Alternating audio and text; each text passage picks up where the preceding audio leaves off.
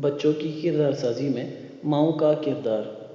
معزز ناظرین، بچوں کی کردار سازی میں ماؤں کا کردار بہت اہمیت کا حامل ہے۔ ماں کا گود بچے کے لیے پہلی درسگاہ اور پہلا مدرسہ بھی ہوتا ہے۔ اس حوالے سے آپ کے سامنے دو مختصر سے واقعات پیش کرتے ہیں، ملاحظہ فرمائیے۔ پینسل گم ہونے کے دو خوبصورت واقعات۔ پہلا، ایک ڈاکو کا کہنا ہے کہ میں چوتھی کلاس میں تھا۔ ایک دن میں مدرسہ سے گھر واپس آیا، میری پینسل گم ہو گئی۔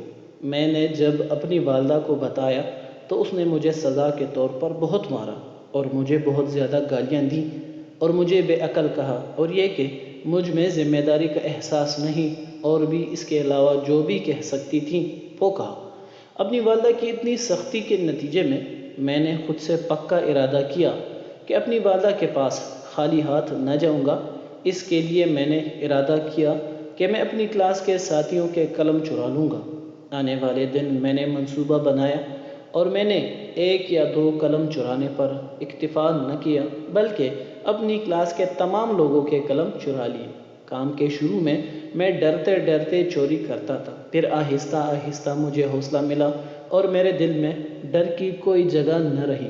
1 ماہ گزرنے کے بعد مجھے اس کام میں وہ لذت نہ رہی جو شروع میں تھی۔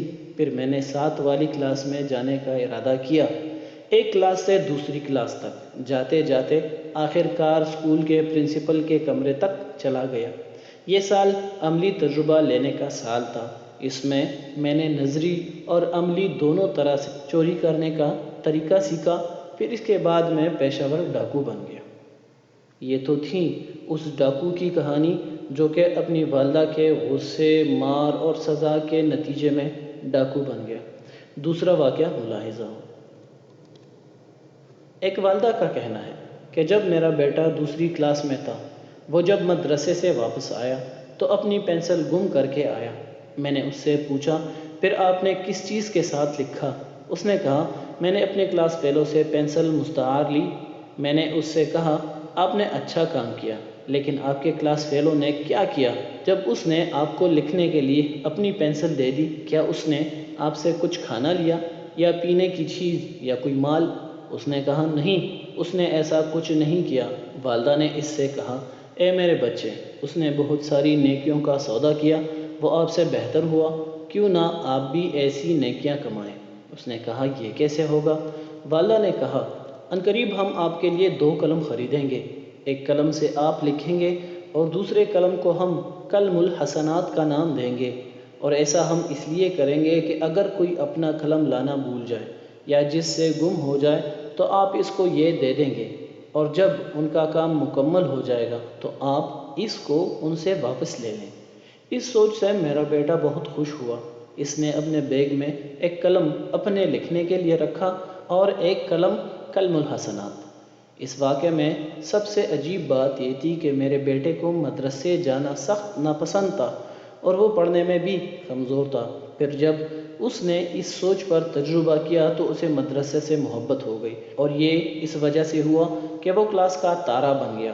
تو سب اساتذہ اسے پہچاننے لگے اور سارے کلاس فیلوز مشکل میں اس کی تعریف کرتے۔ جب کسی کا قلم گم ہو جاتا وہ اس سے قلم لیتا، اور استاد کو جب پتہ چلتا کہ کوئی اس لیے نہیں لکھ رہا کہ اس کے پاس قلم نہیں تو استاد کہتے، کہاں ہے احتیاطی قلم رکھنے والا؟ نتیجتاً میرے بیٹے کو مدرسہ سے محبت ہو گئی۔ وہ آہستہ آہستہ پڑھائی میں بھی اچھا ہو گیا، اور خوبصورت بات یہ ہے کہ آج وہ اپنی تعلیم مکمل کر چکا ہے۔ اس نے شادی کی، اسے اللہ نے اولاد دی، لیکن وہ آج بھی قلم الحسنات نہیں بھولا، اور آج وہ ہمارے شہر کے سب سے بڑے ویلفیئر کا انچارج ہے۔ بہت اعلیٰ سبق ہے ماؤں کے لیے۔ بچوں کو اچھی سوچ دینا ان کے نہ صرف دنیاوی اعمال اور کردار سنوارتا ہے بلکہ آخرت بھی، جبکہ منفی سوچ اس کے برعکس اس کے اعمال کے ساتھ ساتھ آخرت بھی لے ڈوبتی ہے۔ اس لیے قوموں کے کردار اور اخلاق کو سنوارنے میں ماؤں کا بہت بڑا کردار ہے۔